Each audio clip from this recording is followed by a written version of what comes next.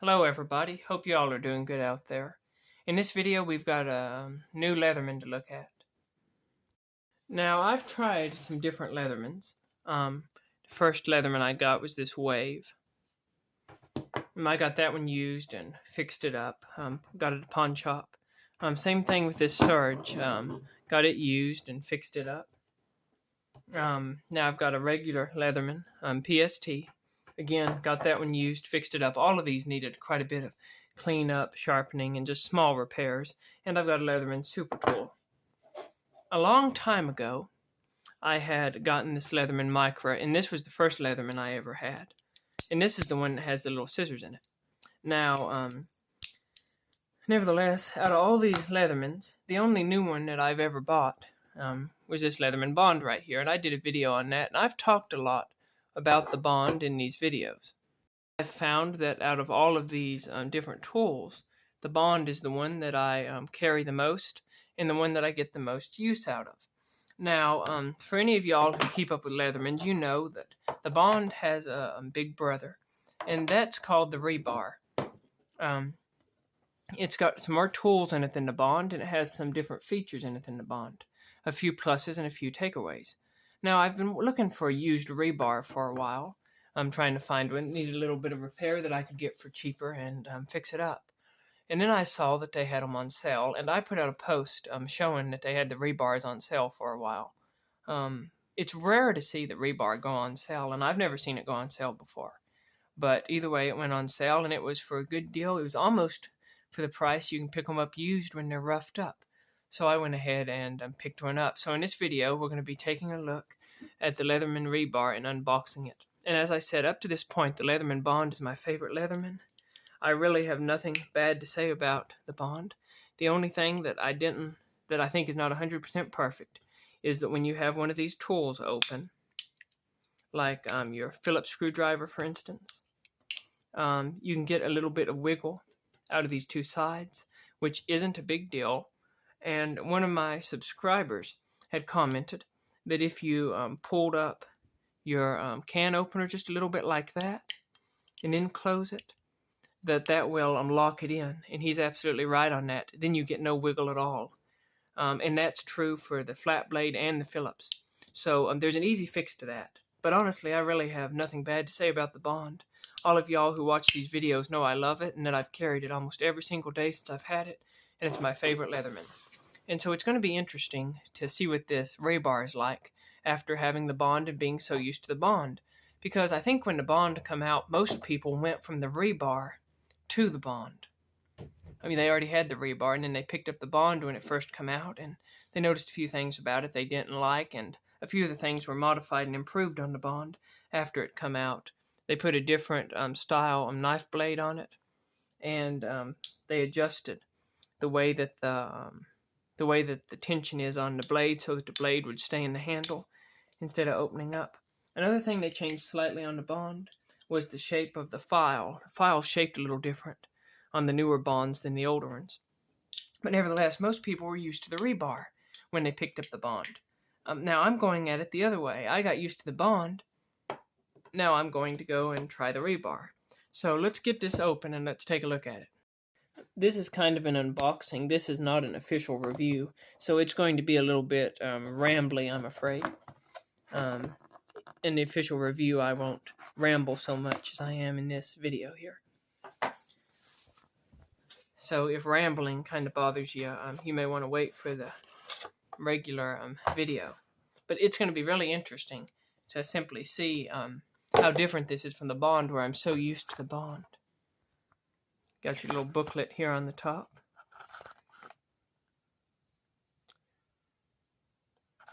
All your information. You have your little sheath here.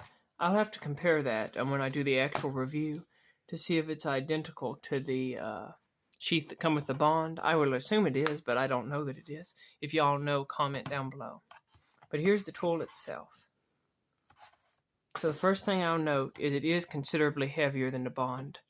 I can feel a difference in my hand, which of course is expected. When you start adding tools and locking mechanisms and all that kind of stuff, you're going to get a heavier tool. And that's one of the things that makes the Bond such a great tool, is how light it is. See if I can get that wiped off there. There we go. We can see it says Leatherman Rebar. It's going to be the same length as the Bond.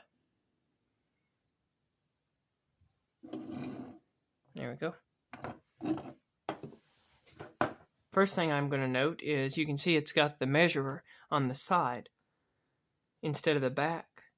The Bond has the measurer on the back, and the Wave and the Surge have the measurer on the inside.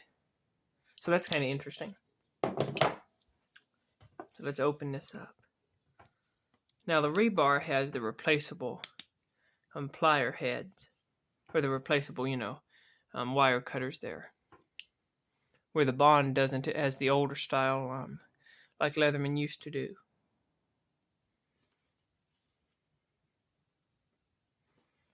This is having to wipe it off a little bit. It's got some different stuff on it there. Also, it'll take a while for these to break in, that's for sure. It took my Bond a long time to break in. So there's your main pliers. Let's take a look at the tool set. There's the serrated blade. This is one of the tools you're getting that the Bond does not have. Has a good snap, snaps right into place. Nice looking serrations. They feel good and sharp.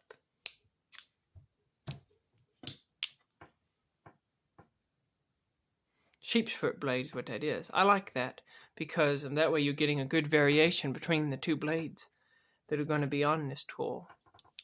So first off, we have the sheep's foot blade, and it does lock into place.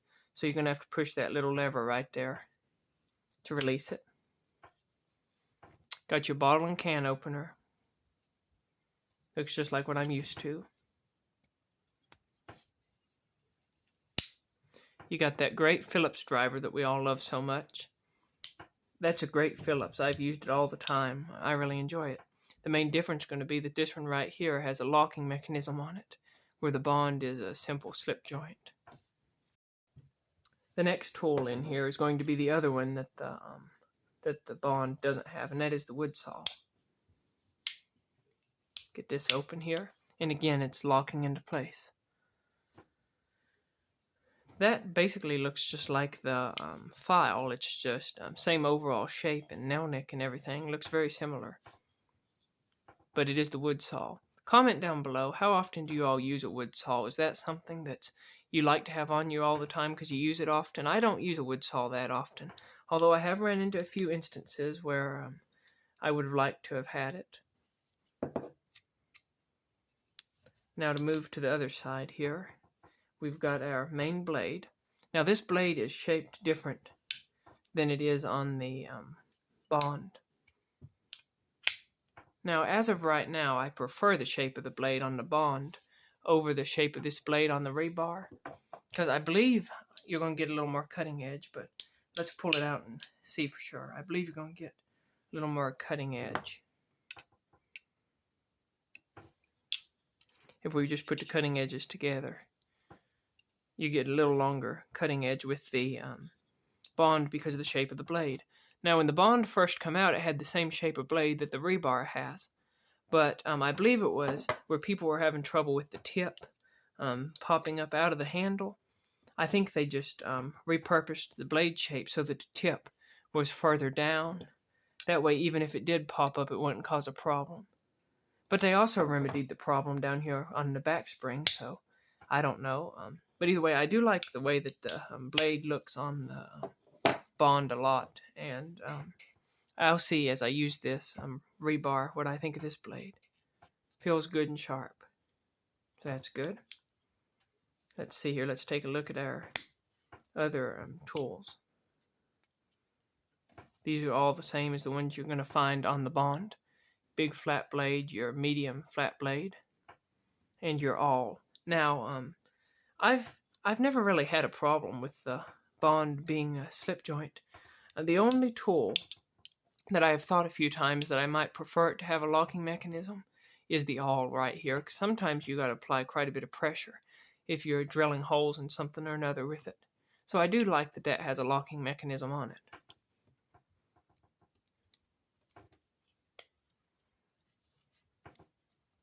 And lastly here we're going to have our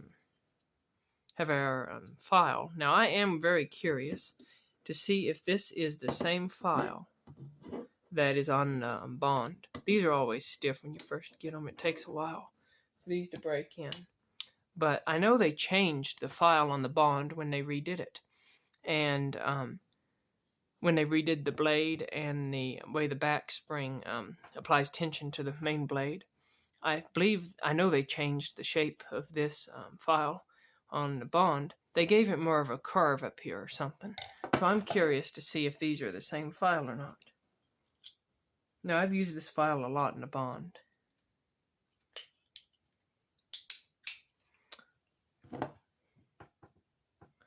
Let's see here. Well, I believe they're the same file. They look really close to me. Yeah, I believe that's the exact same file between these two.